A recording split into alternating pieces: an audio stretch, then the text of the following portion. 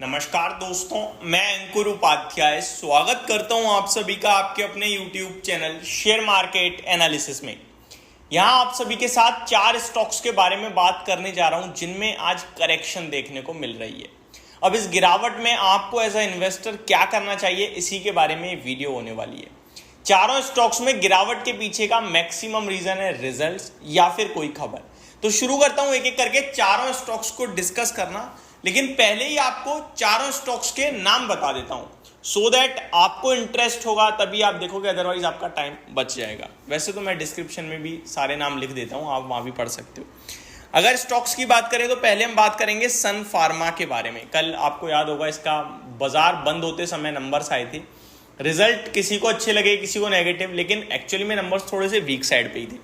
लेकिन आज स्टॉक उस पर रिएक्शन दे रहा है, 3% नीचे है और अच्छी बात यह है कि रिकवरी मोड में चल रहा है। तो क्या करना है उसको समझेंगे। वहीं बाकी के 3 स्टॉक्स के बारे में बात करूं तो एक HEG है जो कल तक तो सबको पसंद आ रहा था, लेकिन पोस्ट रिजल्ट्स अब किसी को पसंद नहीं आ रहा होगा। कल मैंने इस पर वीडियो भी बनाई थी कि ये बड़ी गिरावट का कैंडिडेट है, टूटना चाहिए, और नहीं टूटा तो फिर ये समझ लो कि मोमेंटम कैरी हो गया। बाकी इसमें कुछ दम नहीं है, रिजल्ट्स में बहुत खराब नंबर थे। तीसरा हिंदुस्तान जिंक, बड़ी रैली के बाद आज करेक्शन में, तो यहां बहुत सारे इन्वेस्टर्स ट्रैप हो गए होंगे। ट्रैप इन द मीन फंस गए बाइंग के हिसाब से, वैसे कोई कंपनी ने ट्रैप नहीं किया है, ठीक है। लास्ट चौथे स्टॉक की बात करें तो दीपक नाइट्राइट, इसमें भी एक अच्छी खासी करेक्शन देखने को मिल रही है। तो इन 4 स्टॉक्स के बारे में आप सभी के साथ एक एक करके डिस्कस करता हूं। शुरू करते हैं सन फार्मा के साथ। देखिए सन फार्मा के नंबर्स जो है ना वो अनुमान से हल्के हल्के वीक रहे और इसीलिए स्टॉक का प्राइस आपको टूटता हुआ भी दिख रहा है। लेकिन सन फार्मा या फिर पूरा फार्मा इंडेक्स मार्केट को इस समय तेजी की तरफ ले जाने की कोशिश कर रहा है। फार्मा इंडेक्स में बुलिशनेस है, इसलिए मेरा मानना है कि सन फार्मा अगर आपकी पोर्टफोलियो का हिस्सा है तो बेचना नहीं चाहिए। हालांकि टेक्निकल चार्ट स्ट्रक्चर ये कह रहा है कि अगर स्टॉक में आपके लिए जो आज का लो है ना 1467 का, वहीं के आसपास क्लोजिंग आ गई तो एक ब्रेकडाउन हो जाएगा। एक्चुअली में 1470 के नीचे की क्लोजिंग ब्रेकडाउन दिखा देगी, जहां पे जिसके बाद 1420 रुपए तक की जर्नी सन फार्मा में खुलेगी। तो अगर आपके पास पोजीशन है, इन्वेस्टर हो, तो फिर तो छोड़ दो, कोई दिक्कत नहीं है। लेकिन अगर आप स्विंग ट्रेडर, पोजिशनल ट्रेडर या फिर BTST वाले हो तो 1470 यानी कि यहां से 20 पॉइंट नीचे का एक स्ट्रिक्ट स्टॉप लॉस लगा लेना। वो ब्रेक करे तो एग्जिट कर देना, अदरवाइज ये स्टॉक वापस से ऊपर की तरफ आ सकता है। होल्ड करना चाहिए जब तक 1470 क्लोजिंग बेसिस पे ब्रेक ना करे। सेकंड है HEG। दोस्तों देखो वन साइडेड बहुत तेज रफ्तार से भागा ये शेयर, 1800 से 2700 रुपये हो गया कल, और मैंने क्लियरली बोला कि इसके नंबर्स बहुत खराब हैं और इतनी बड़ी तेजी के बाद ऐसे नंबर दे तो थप्पड़ मारता है बाजार। एग्जैक्टली वही हो रहा है, थप्पड़ पड़ रहा है इस स्टॉक में। 9% क्रैश हुआ है। टेक्निकल टर्म्स पे मैं आपके साथ बात करूंगा, 2370 रुपए का स्टॉप लॉस आ रहा है, यानी कि यहाँ से भी एग्जैक्टली 70 रुपए नीचे का।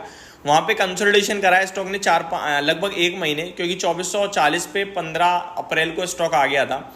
उसके बाद लगभग 16 मई को आपके लिए 2370 से ही ब्रेकआउट आया।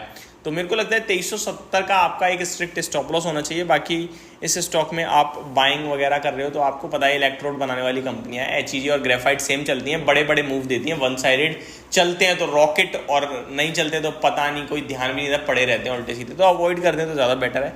बाकी 2370 पे एक स्टॉप लॉस आप मेंटेन कर सकते हैं। नेक्स्ट स्टॉक के बारे में अगर बात करें जहां पे आपके लिए आज करेक्शन देखने को मिल रही है खबरों के दम पर, वो स्टॉक है हिंदुस्तान जिंक। एक्चुअली में खबरों के दम पर नहीं है, मैंने लास्ट वीडियो में मेटल स्टॉक्स के बारे में बात करी तो वहीं बात करी है। कल 807 रुपए का हाई लगा है, आज 714 पे खड़ा है, ऊपर से 90 पॉइंट नीचे खड़ा है, 11% नीचे हो गया। अब इतनी करेक्शन आप में से बहुत से इन्वेस्टर्स ने देख ली। कल भी किसी ना किसी ने 800 पे लिया है, किसी ने 780 पे, किसी ने 790 पे, सब लॉस में आ गए। वो सारे लॉस में, लेकिन जिसने 5 ट्रेडिंग सेशन पहले भी लिया है वो आज भी 20-25% पैसा बना रहा है। तो मिक्स रुझान है। आपको क्या करना है, अपनी बाइंग को देखते हुए डिसीजन लेना है कि मैं क्या स्टॉप लॉस फॉलो करूं, क्या टारगेट। किसी से मत पूछो, क्योंकि सबका इसमें अलग व्यू आ जाएगा। एक्चुअली में मोमेंटम में है, तेजी में है। आज करेक्शन के पीछे का रीजन एक है कि कमोडिटी स्टॉक्स थोड़े से डाउन है, कमोडिटी प्राइसेस थोड़े से डाउन है। और दूसरी बड़ी बात यार, वन साइड इतनी बड़ी रैली हो गई है तो करेक्शन तो बनता था, बन गया, इससे बड़ी कोई बात नहीं है।